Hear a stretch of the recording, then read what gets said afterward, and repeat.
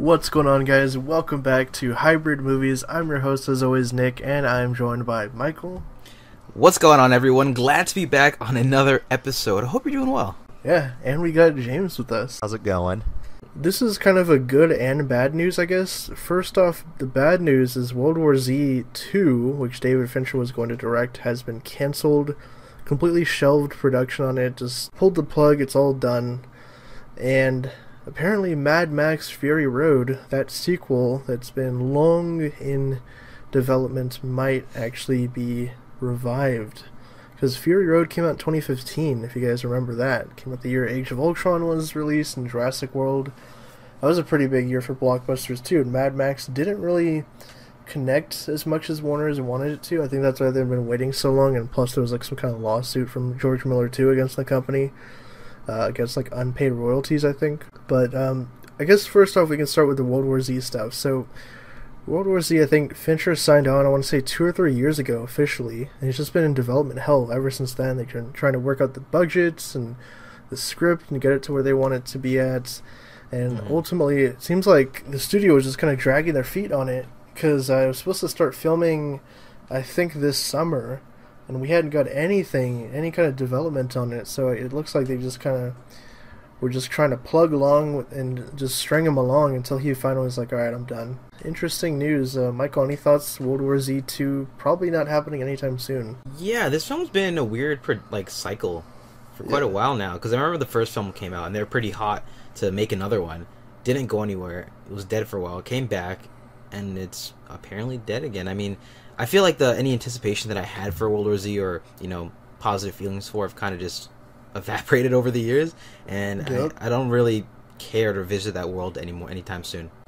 Had they got it done made quickly, I might have been a little more interested, but they just sort of, with it not coming here, my interest faded away. So yeah, it came out in 2013, the original movie, so it's like, yeah, dude, half a decade ago, man. It's you gotta there's certain franchises where or certain movies and stuff where you gotta strike while the iron's hot on a sequel. Yep. But again, there is stuff like Avatar, which is, I mean, we're talking 10 years later, the movie still hasn't come out yet. But I think that might be a little bit of a different scenario. But I mean, with World War Z, I think they really had to connect on a sequel within at least 2 years. Yeah, 2 years, 3 max, and pushing 6. I mean, just to get it in production, it wouldn't come out until 8 years after, right?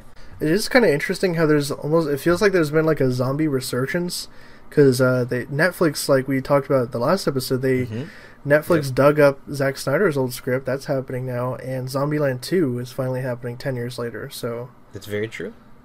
I mean, while I would have liked to have seen World War Z 2 by David Fincher just to see what kind of angle he could have taken with it, I think at this point, my interest is just whatever, it's not happening. And if it does happen, they'll probably just get some kind of yes man director, just throw it at him and probably churn out some garbage story that's I don't know, whatever. And then it'll get bought out on a streaming platform before it's about to come out. We've seen that happen so many times recently. Yeah. So I guess just leave it for now. What about you, James? See the thing with me is that I didn't see the first World War Z, so I'm not sure. I mean, it is kind of weird how they decided to shelve it, because if I remember right, I think World War Z did pretty well box office wise. I think it did, yeah.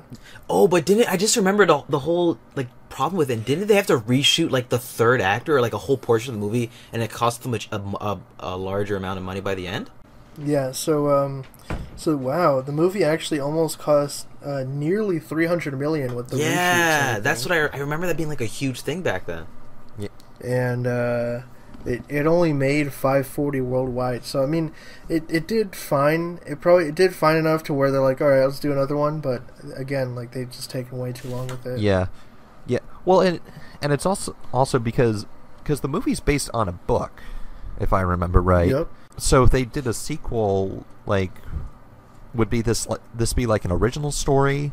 No, it's a novel series. Yeah, he wrote several books. Okay. So. I thought he just did the one book.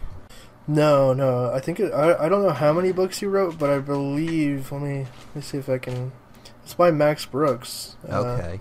Yeah. pretty Yeah, I haven't. noteworthy. Yeah, I also. haven't gotten into that series, so Mhm. I understand these things happen where the director and the studio, they can't agree on a plan for a sequel, and it just falls apart. With Lord and Miller with Solo, the only difference being that they had started working on it, and in this case, I don't think they've started filming.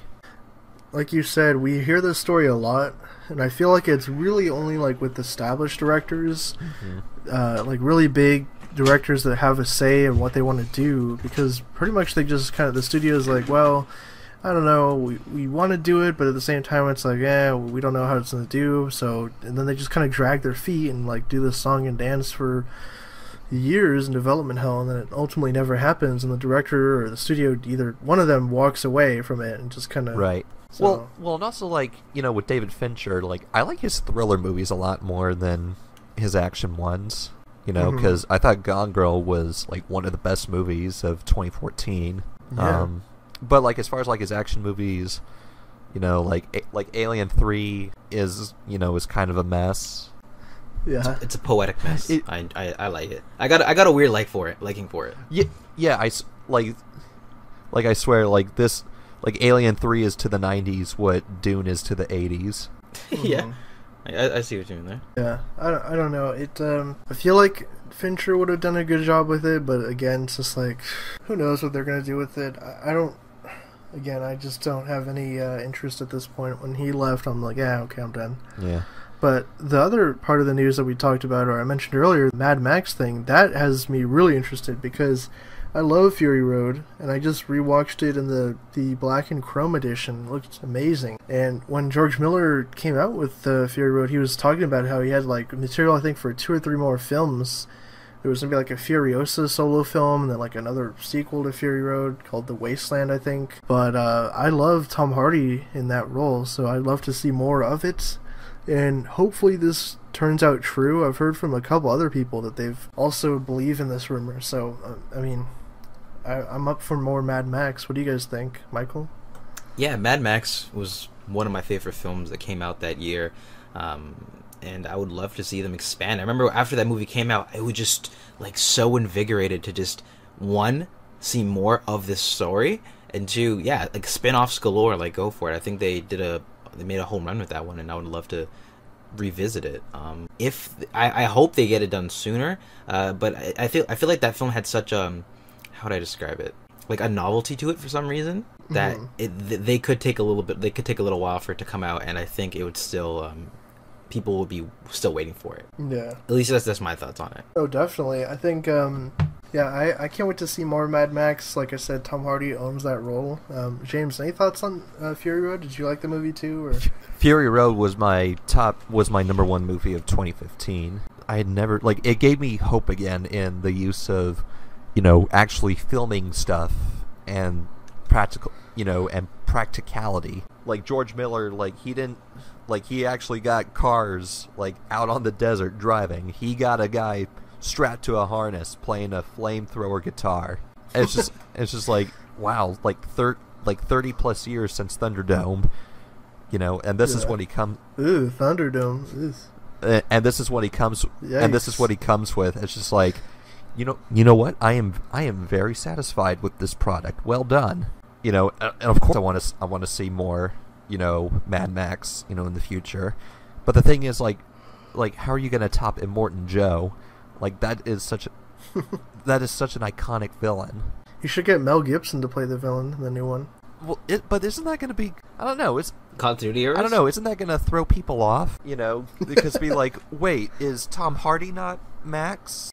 It's secretly Mad Max's like son. Like are they? Yeah, it's like a secret son. Like, what's going on? What's the deal? Wait, who could play a villain? It's the guitar guy. He came back for revenge. Oh man, yeah. I'm trying to think who could play a villain in Mad Max. Shit, like Arnold, I guess. Yeah, well, he could be the Governator. No, let's just go through the list of old '80s action heroes. Like, let's get let's run through the list of the Expendables cast members and see who we can get. You just get all of them. Make it like a group. Oh, Dolph Lundgren, he could Yep, do it. he yeah. could. He could. Like, There you yeah, go. like he did great again as Drago in Creed 2. Right. Get Danny Glover to be the villain. God, he's too old, man. Anything is Shit. possible. But yeah, no. Like if we can get more Mad Max in the same vein as Fury Road, count me in. But anyways, I think that is going to round out the show. Thanks again, guys, for tuning in. This has been episode 62. If you guys want to answer, or if you guys want to ask us questions, then we can answer them on the show.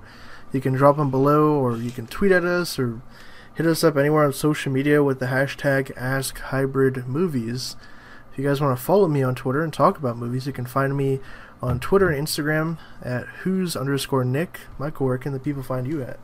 Yes, people, you can find me over at FailWhale34 on Instagram, Twitter, and the YouTubes. They can find me on Twitter at Hair Beverage. Yes. Go find James. Go tweet at him about episode 9. But hopefully that trailer drops today. Imagine the trailer drops right when we finish recording or something. Oh my gosh. Probably going to happen. But anyways, that has been the show. Let's catch you guys next week.